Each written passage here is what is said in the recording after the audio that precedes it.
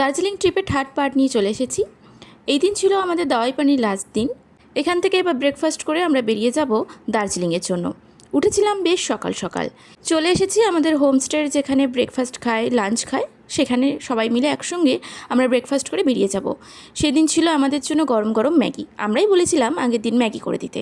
আর বেরোবার আগে ওরা এখান থেকে একটা এরকম উত্তরীয় পরিয়ে আমাদেরকে ফেয়ারওয়েল দিয়েছিল। এটাই ওদের ট্র্যাডিশন। ব্যাস তারপর বেরিয়ে যাই আমরা দার্জিলিংয়ের জন্য। রাস্তায় পেয়েছিলাম বেশ খানিকক্ষণ জ্যাম। আসলে পাহাড়ের বেশিরভাগ রাস্তায় মাঝে মাঝে ওয়ান ওয়ে করে দেয়, সেই জন্যই জ্যামটা লাগে। এখানে প্রায় আমরা 15-20 মিনিট মতন জ্যামেই ফেসেছিলাম। তারপর আস্তে আস্তে একদিকে গাড়ি ছাড়ছিল। ওই যে পাশে দেখা যাচ্ছে টয় ট্রেনের লাইন, ওখান দিয়ে টয় ট্রেনগুলো যায়। এখান দিয়ে অনেক সময় টয় ট্রেন যেতেও দেখা যায়, আমরা সেদিন দেখতে পাইনি। এই যে দেখা যাচ্ছে এটা হচ্ছে ঘুম স্টেশন, ইন্ডিয়ার সবচেয়ে উচ্চতম রেলওয়ে স্টেশন। এখানে নামার আমাদের কোনো উপায় ছিল না, সেই জন্য নামতে পারিনি, নাহলে নেমে কিছু ফটো ভিডিও করাই যেত। এরপর আমরা চলে এসেছি ঘুম মনেস্ট্রিতে। এটা হলো ঘুম মনেস্ট্রি। খুব ভালো, সুন্দর, গোছানো একটা পরিষ্কার মনেস্ট্রি এটা। মনেস্ট্রির ভিতরে আমরা ঢুকি, কিন্তু ভিতরে যেহেতু ফটো ভিডিও অ্যালাউ নয়, সেজন্য আমরা ভিডিও করতে পারিনি। এমনি খুব সুন্দর সাজানো, এবং ওখানে ফ্রিতে জল, শরবত এইসবও খাওয়াচ্ছিল। তারপর আমরা চলে আসি বাতাসিয়া লুপ। এখানে পার পারসন 25 টাকা করে টিকিট কাটতে হয়, টিকিট কেটেই ঢুকতে হয়। এই যে সামনেই রয়েছে টিকিট কাউন্টার, এখান থেকে টিকিট কেটে সবাইকে ভিতরে যেতে হয়।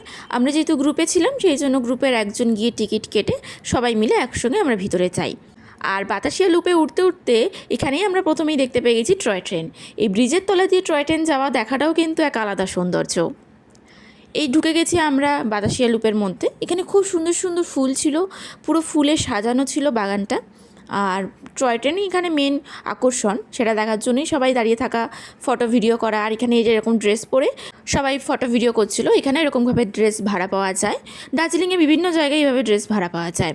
আর এখানে একটা এরকম ভিউ পয়েন্ট আছে, একটা সেলফি জোন আছে, সেখানে সবাই ছবি তুলছিল। ওই যে চলে আসছে আমাদের টয় ট্রেন। টয় ট্রেন প্রায় ছেড়ে দিয়েছে, কিন্তু মানুষজনের তখনও রেল লাইনের উপরে দাঁড়িয়ে ফটো ভিডিও তোলা শেষ হচ্ছে না। মনে 1000বার হুইসেল বাজানোর পরও মানুষজন সরছে না লাইন থেকে। যাই হোক, প্রায় 10 মিনিট ওয়েট করার পর ট্রেন আসতে পারছে। এই যে দেখছি আমরা টয় ট্রেন আসছে। এটা ডিজেল ইঞ্জিনের হচ্ছে টয় ট্রেনটা। এর টিকিট কাটতে হয় অনলাইনে, বা কিছুদিন আগে থেকে গিয়ে কাটতে হয়, সঙ্গে সঙ্গে গিয়ে টিকিট এখানে পাওয়া যায় না। এই ডিজেল ইঞ্জিনের টিকিট প্রাইস হচ্ছে 1500 টাকা, আর স্টিম ইঞ্জিনের প্রাইস হচ্ছে 1000 টাকা।